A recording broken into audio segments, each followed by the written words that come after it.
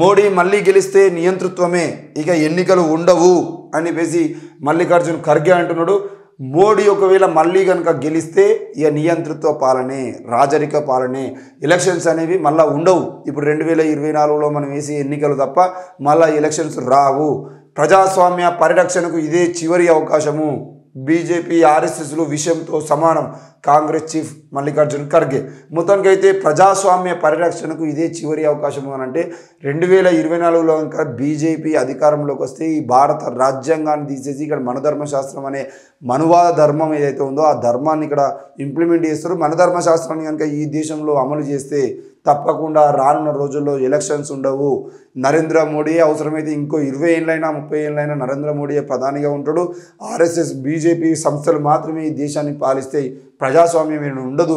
ముఖ్యంగా బాబాసాహెబ్ అంబేద్కర్ రాసిచ్చిన భారత రాజ్యాంగం ఏదైతే ఉందో ఆ భారత రాజ్యాంగానికి మొత్తం చెల్లుబాటు కాకుండా చేస్తారు అని చెప్పేసి అయితే మల్లికార్జున్ ఖర్గే మాట్లాడుతున్నాడు. నిజానికి ఒకవేళ కనుక బీజేపీ కనుక మళ్ళీ అధికారంలోకి వస్తే ఆర్ఎస్ఎస్ ఎజెండా ఏదైతే ఉందో ఆ భారత రాజ్యాంగాన్ని తీసేసి మనధర్మశాస్త్రాన్ని దేశ రాజ్యాంగంగా మార్చాలని ఆర్ఎస్ఎస్ ఎజెండా ఏదైతే ఉందో ఆ ఆర్ఎస్ఎస్ ఎజెండాని ఇంప్లిమెంట్ చేయడం కోసమే బీజేపీ పనిచేస్తుంది. ఆల్రెడీ బీజేపీ పాలన కొనసాగిస్తున్నది చాలా దేశాల్లో ఆ విధంగా చూస్తూనే ఉన్నాము. ఈరోజు ప్రశ్నిస్తే వాళ్ళని చంపేయడము, లేదు అనంటే ఎదురు తిరిగేదంటే వాళ్ళ మీద ఏంటిది ఎన్కౌంటర్లు చేయడము, ఈ రకంగా ఏ దేశంలో ఏ రాష్ట్రంలో చూసినా కూడా బీజేపీ పాలన అదే విధంగా ఉంది.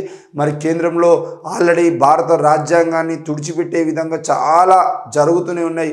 మరి ఆ జరుగుతున్న క్రమంలో రేపటి రోజున మళ్ళీ కనుక గెలిస్తే ఈ దేశంలో పరిస్థితులు ఏ విధంగా ఉంటాయి? ప్రజాస్వామ్యం అనే పదం బతికే ఉండే అవకాశాలు ఉంటాయా? ఈరోజు ప్రజాస్వామ్యం గురించి మాట్లాడే వాళ్ళు బతికే అవకాశాలు ఉంటాయా అనే విషయాన్ని మల్లికార్జున్ ఖర్గే గారు చెప్పడం జరిగింది. కాబట్టి వచ్చే ఎన్నికల్లో మీరందరూ ఆలోచించి ఓటు వేయాలి.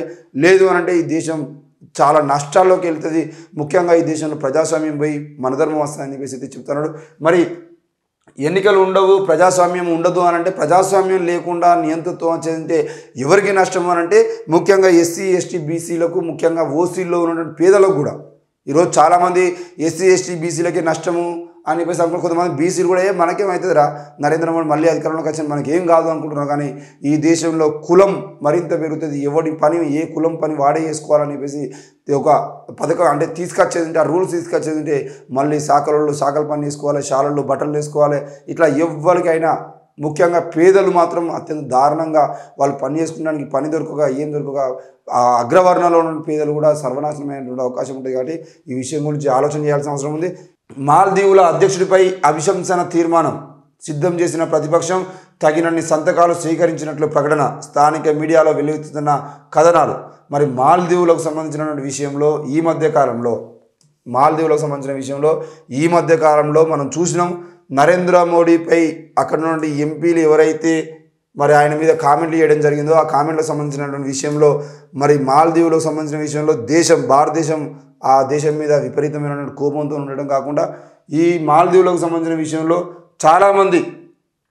చాలామంది బీజేపీకే ఎక్కువ ఇక్కడ నుండి నరేంద్ర మోడీకి ఎక్కువ సపోర్ట్ చేశారు. వేరే దేశాల వాళ్ళు కూడా మరి మాల్దీవుల అధ్యక్షుడు మొహమ్మద్ మయూజుబై అభిశంసన తీర్మానాన్ని ప్రవేశపెట్టాలని ప్రధాన ప్రతిపక్షం ఎండిపి యోచిస్తుందని సోమవారం మీడియా వార్తలు వెల్లడించాయి. మాల్దీవుల పార్లమెంట్లో ఎండిపికి ఆధిక్యం ఉంది. చైనా అనుకూల అధ్యక్షుని మంత్రివర్గంలో 4 సభ్యులకు ఆమోద ముద్రపై విభేదాల నేపథ్యంలో ప్రభుత్వ అనుకూల ఎంపీలు, ప్రతిపక్ష ఎంపీల మధ్య ఆదివారం పార్లమెంట్లో ఘర్షణలు చోటు చేసుకోగా సోమవారం ఈ పరిణామం చోటు చేసుకున్నది.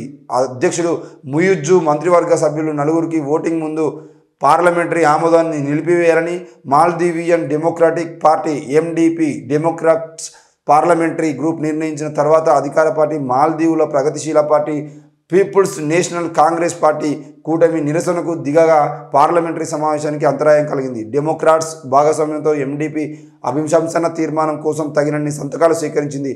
అయితే దానిని ఇంకా సమర్పించవలసి ఉంది అని ఎండిపి ఎంపీని ఉటంకిస్తూ sun.com తెలియజేసింది. మొత్తానికైతే ఈ దేశంలో నరేంద్ర మోడీ మీద ఎవరైనా ఏదైనా కామెంట్ చేస్తే వారి మీద దాడులు చేయడం, వారిని హత్యలు చేయడం ఇట్లాంటివి చేస్తూనే ఉన్నారు. మరి ఈరోజు అదే నరేంద్ర మోడీ సంబంధించిన విషయంలో మాల్దీవులకు సంబంధించినటువంటి ఎంపీలు ఏమన్నారు అని అంటే, నువ్వు ఇట్లా తిరగడం కాదు భయ్యా, ఇంట్లో కూర్చోవా అని. ఏంటిది నువ్వు ఇట్లా దేశాన్ని మొత్తం పక్కన పెట్టేసి ఈ బీచులలో తిరిగి ఏంది నువ్వైనా సర్కస్ చేస్తానో బీచులలో అని చెప్పేసి మాట్లాడితే ఈరోజు వాళ్ళ మీద మాల్దీవుల మీద యుద్ధానికి సిద్ధమైనట్టుగా బీజేపీ ప్రభుత్వం చేస్తూ ఉంది. మరి ఇదే విషయంలో తెలంగాణ అంటే భారతదేశానికి సపోర్ట్ చేస్తూ చైనా కూడా వారికి సంబంధించిన విషయంలో మాల్దీవులకు సపోర్ట్ చేస్తుందా ఏంది అని చూసిన క్రమంలో మొత్తానికైతే చైనా సపోర్టర్గా ఉన్నటువంటి ఎంపీలను మీరు పార్లమెంట్లోకి తీసుకోవడం సరైనది కాదు, వాళ్ళ మంత్రివర్గంలో తీసుకోవడం సరైనది కాదు అని చెప్పేసి అయితే అక్కడ ఉన్నటువంటి ప్రతిపక్ష పార్టీ ఈరోజు మాల్దీవులు అధ్యక్షుని మీద మొత్తానికైతే అవిశ్వాస తీర్మానం పెట్టి అయితే ప్రయత్నం చేస్తున్నది.